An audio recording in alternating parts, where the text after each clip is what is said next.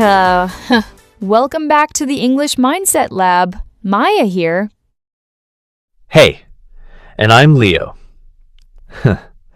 Today, we are tackling a reality that has transformed the global workforce over the last few years: remote work. It's the dream, right? No commute, working in your sweatpants, managing your own schedule. But for many professional English learners, the dream has turned into a bit of a nightmare. Exactly. The boundary between home and office didn't just blur, it completely vanished. And when you are operating in a second language, remote communication adds a whole extra layer of anxiety. You lose body language, you lose the casual water cooler chats, and suddenly, every email feels weighted. Today, we aren't just giving you basic productivity tips like make a to-do list. We are deep diving into the remote work mindset and equipping you with the precise business English vocabulary you need to set boundaries, communicate asynchronously, and protect your sanity.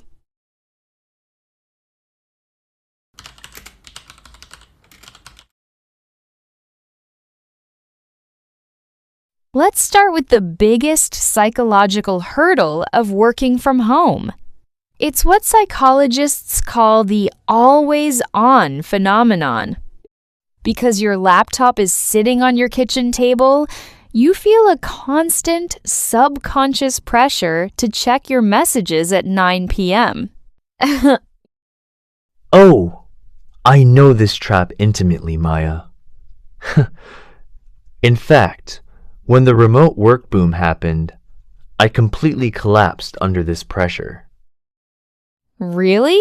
You always seem so organized. What happened? This was a few years ago. I took on a role as a remote project manager for a tech company based in a different time zone. At first, I was ecstatic. I thought, this is great. I can work from my couch. But because I wanted to prove that I was highly productive and available, I fell into a terrible habit. I would wake up at 7 a.m., open my laptop in my pajamas, and I wouldn't close it until 11 p.m.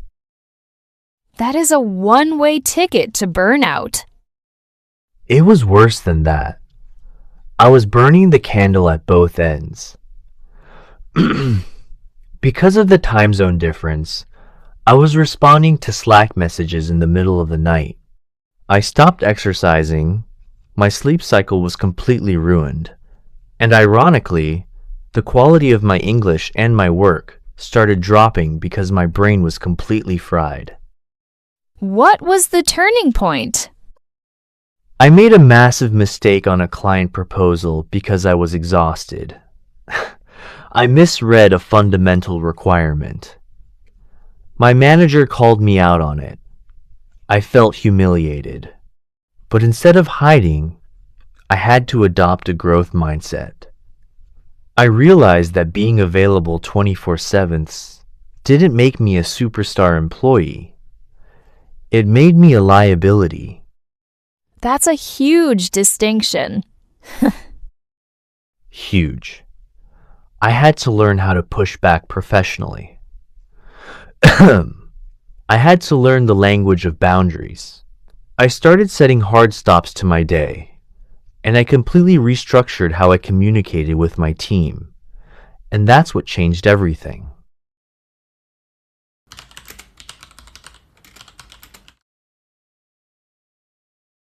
Leo's story is exactly why we need a framework. To survive remote work, you need what we call a remote boundaries blueprint. You cannot just disappear from your laptop. You have to use language that communicates structure to your manager and clients. Establish a hard stop. Choose a specific time when your workday ends. Use corporate phrases to signal this to your team before the day ends. so there are no surprises. Manage expectations early. Don't wait for your inbox to overflow. Inform your team about your focus windows where you will be offline to do deep work. Deploy pushback language. When a task drops at 6 p.m., use diplomatic business English structures to protect your time while assuring the client of quality delivery. Let's look at how this sounds in practice.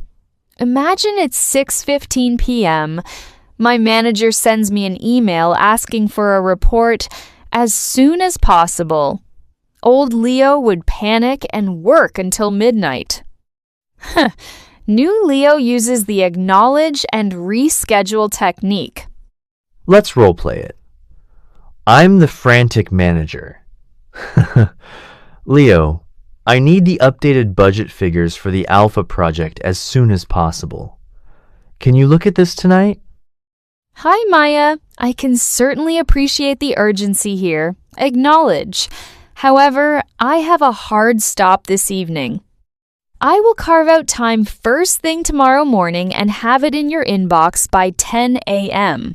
Will that work for the team? Wow. Look at what Maya did there. She didn't say, no, I'm tired, I'm off the clock. She used, I can appreciate the urgency. Validates the manager. I have a hard stop. An absolute, non-negotiable boundary. I will carve out time. Shows proactive planning.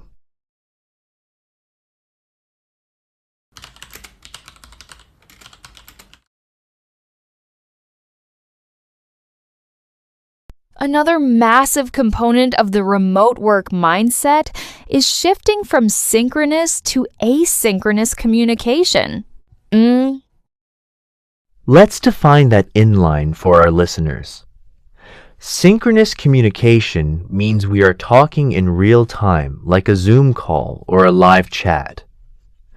Asynchronous means there is a time delay, like an email. Remote work thrives on asynchronous communication. If you try to do everything via video calls, you get Zoom fatigue, and you spend your whole day talking instead of working. But to communicate asynchronously in English, your messages must be incredibly clear. You can't afford to be vague, because a vague message leads to 5 more emails, which wastes a whole day. Let's analyze a bad versus a good asynchronous update. The bad remote English: Hey team, the project is going okay. Some issues with the code. Let me know what you think. That is a terrible update. It tells me nothing. It forces me to schedule a meeting to find out what the issues are. Exactly. Now listen to the high-value remote English. Hi everyone. Here is a quick update on our project. We have hit a slight roadblock with the database integration. To keep things moving forward, I have scheduled a brief call with tech support. I'll keep you posted on our progress by the end of day. Beautiful! Let's break down those key phrases. We have hit a slight roadblock. This is a professional way to say there is a problem. To keep things moving forward shows you are action-oriented, not just complaining. I'll keep you posted is an idiom meaning I will continue to give you updates.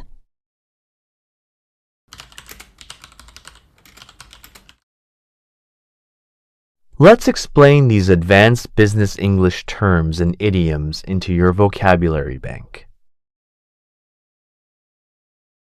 To burn the candle at both ends. To work excessively hard from early morning until late at night, risking burnout. To push back. To disagree politely or resist a request, proposal, or deadline. Hard stop. A strict time limit when an event or a workday must end. No exceptions. To carve out time. To intentionally allocate or save a specific block of time for a particular task. Asynchronous communication. Communication where responses do not happen immediately. For example, Slack, email. Zoom fatigue. The exhaustion associated with attending too many virtual video meetings. To hit a roadblock. To encounter an obstacle that prevents progress. To keep things moving forward. To ensure that a project or process continues to advance despite difficulties. I'll keep you posted.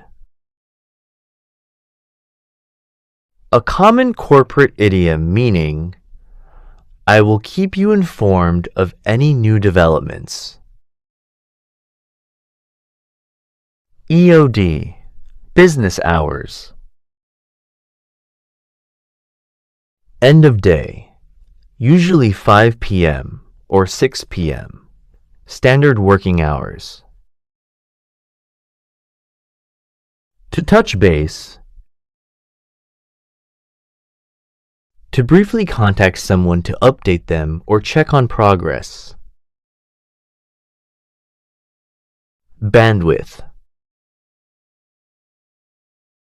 A corporate metaphor for your mental capacity or time availability. For example, I don't have the bandwidth for this right now.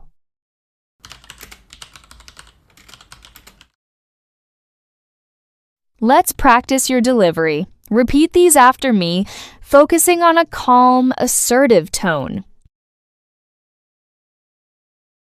I have a hard stop at 6 p.m. today, but I will review this first thing tomorrow.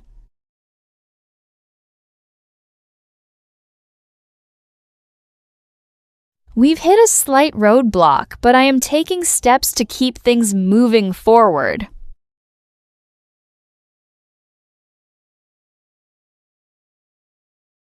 I'll keep you posted as soon as the client signs off on the proposal.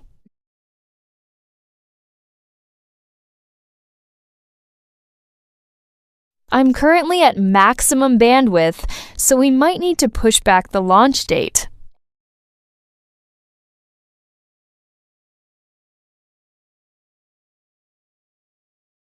Fantastic work. Your challenge for this week. Identify one area where you are burning the candle at both ends in your remote work setup. Draft an email or a Slack message using the acknowledge and reschedule technique we practiced today. Protect your time. Your value is measured by the quality of your output, not the number of hours your Slack icon is green. If you found value in my story and today's strategies, please subscribe and send this video to a friend of yours who struggles with remote working. Until next time, keep your boundaries strong, your mindset focused, and your English fluent. Goodbye. Bye, everyone.